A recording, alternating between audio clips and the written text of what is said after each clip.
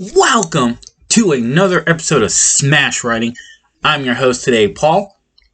If you're seeing this mess, and if you didn't listen to the podcast or the blog, read the blog, I've been absent for a while because recently moved and did some projects and finally getting the office back together, the new office together, I should say. And it should be up and running in the next couple of days. So over the weekend was, of course, the release of The Batman. And we know from previous reports and stories and all of that this is supposed to be a Ben Affleck solo movie, and when he drops out and co-produces and don't produce, or whatever the case may be, then Robert Pattinson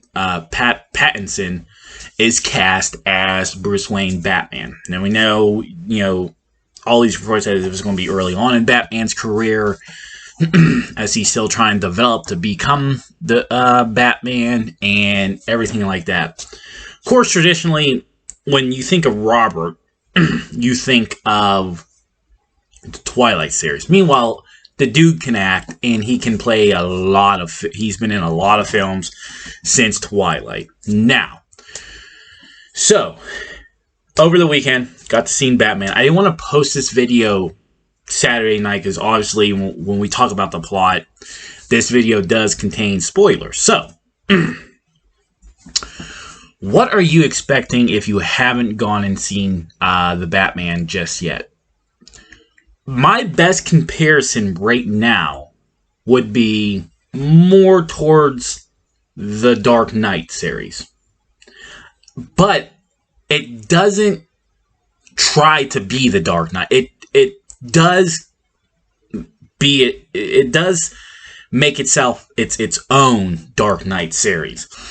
Matt Reeves' direction is always great. I loved him taking over the Planet of the Apes franchise. Dawn of the Planet of the Apes was a very strong movie, very realistic. And then The War for the Planet of the Apes was once again another gritty, grinded out, down to earth, trenches types of movies. So, that is what you're going to get. Now, like I says, people are going to compare it to The Dark Knight because it resemblance more of that than what you've probably seen Ben Affleck and in the DCEU films. With the suit obviously being, there's comparisons, but this film definitely is something you must watch. Legitly. The runtime can scare people. And I understand that 3 hours and 5 minutes is a very, very long movie. The one thing I like about it, though, is honestly, yeah, it does feel it is a 3 hour long movie, but you don't feel like you're in a 3 hour long movie, because the one thing that I appreciated that this movie did is it focused on more detective and Batman. Batman started, you gotta understand, DC Comics was Detective Comics, and Batman started out as a detective-like figure and then evolved into a vigilante. That's what you kind of get. You get Batman, but with his roots. And that is, he has to think a little bit more, too, and solve these riddles. And then it opens up about the Wayne family. And then he starts to even question, was his dad a good man? And so forth. Some deep roots involved in this story. Taking it back to to the roots of like Batman and everything else like that. The action was solid. I mean, it didn't go overboard. And traditionally, Batman movies is not like Marvel movies where it's nonstop fighting. I don't think there was any CGI used in this movie, really, and that really is a good thing. Robert's performance as Bruce Wayne was even more really hard to pull off because while he explains that he's the last 2 years, he's been pretty much living as a nocturnal animal, his appearance shows it. He's paler, sunk in the eyes because he should be sleeping at night and not fighting crime at night. He's very, as Bruce Wayne, he's very private, so and so forth. And like I said, he uses his detective skills. Moving on to the next part is really the soundtrack. The motion picture sounds was very good. Now, I could be saying this because I'm a Darth Vader fan, and every time, Batman comes out of the darkness, he has this theme music. The theme music sounds like now, Justin described it as it reminding him, and, I'm sure he's doing a blog, I'm not quite sure, but it said he reminded of the theme song, remixed or remastered from the 90s cartoon, The Batman. And that might be the case too. It sounded more like a Darth Vader orchestra, but with some Batman touches to it. That's the best way I can describe that. So, if you're looking for a lot of surprises in this movie, you're probably going to get disappointed. There really wasn't anything pop up that was like, whoa, there that is. There was one particular scene, and that was about it. And it was so far towards the end that in a blink of an eye, it goes away. If you haven't seen that scene, watch that movie first before you come back to this, because that scene actually introduces us to the Joker. Now, at first, I instantly I was like, boom, Joker, boom, that makes sense with the Riddler being right next to him in the jail cell or at Arkham. And then I started questioning it because they started to laugh. Well, you seen the face, and I'm like, oh, wait a minute, could that be Two-Face? But they still have to do the Harvey Dent storyline of getting him in as a DA, and they're nowhere near that. Okay, but then when they started laughing, I'm like, Joker. And that was really like the only surprise. And here's the thing, and Justin said it when he was texting me about it, and he made a good point. It was cool how they introduced the Joker there, but this franchise, the Batman franchise, don't actually need the Joker right now. And if he doesn't show up at all, then, no harm done, because we would like to see other Batman villains too, but the Joker scene was a nice little touch. Through the trailers, you obviously seen Colin Farrell as the Penguin. This kind of felt like the rise of a Penguin with his character, was that he was a lieutenant for Falcone, and Falcone was the one who was pulling the strings as well as, the Riddler. They weren't working together, it was just the thing. And now let's talk about Paul Dano as the Riddler. This new version of Riddler that they made it like a Saw-like Riddler, with these traps and everything else like that. I thought it was bad ass, to say the very least, of this new Joker.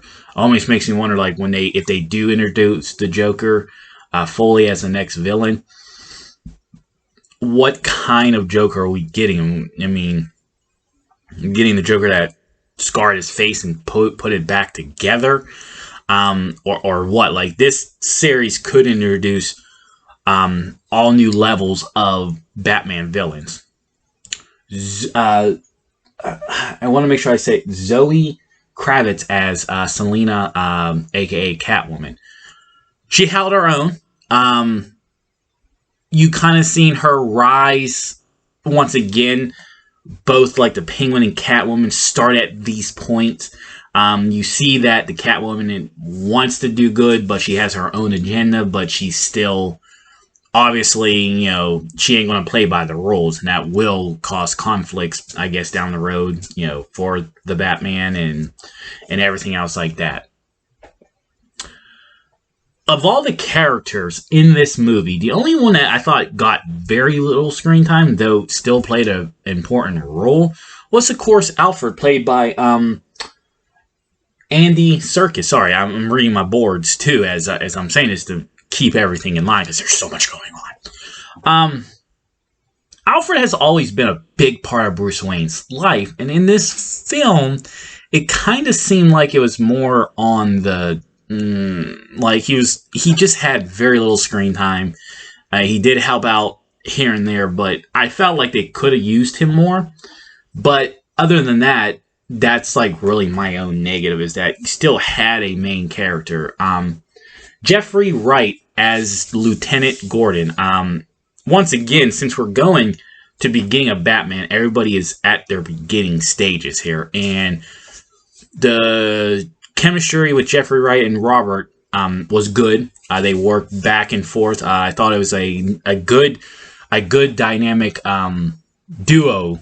No Easter egg intended there. But I thought, you know, having him as Gordon was he's a brilliant actor. I love him on Westworld. Like it's trippy. So we got character development just right where it would be. The soundtrack is dynamite. The no CGI type of stuff. And look, I don't knock CGI, but at the same time, if you use too much of it, it becomes a bad thing. It's a gift and a curse. So when you can have a ground and pound type of hero movie like this, it's pretty cool. I love... there is another scene. And once again, it plays off my Star Wars reference. And I don't know if maybe Matt Reeves is like a low-key Star Wars fan, but there was a scene where Batman's in a dark hallway and lights are out and they're shooting at him. His suit's like metal almost, and it's truly bulletproof, which is a good touch. And it looks the part too. And you see him fighting, and the bullets ricocheting causes the light to show him where he's at, and he's punching. That so reminds me of the scene from Rogue One with Darth Vader destroying the rebels while they try to shoot at him. That's not a bad scene. That's a great scene, and they made it in the film. So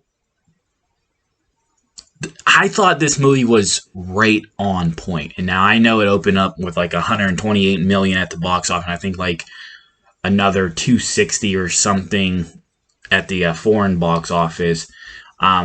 This movie has a budget of close to 200 million. I do think it's going to make that. Obviously already did close to it. This is a really good Batman film, and in the next couple of weeks, we are going to be ranking the Batman films.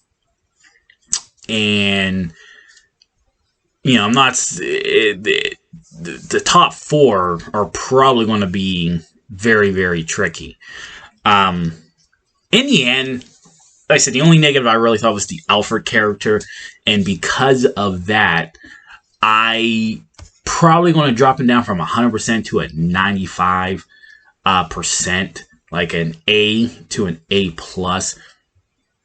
The Alfred thing is really nitpicking. They did everything in detail and right.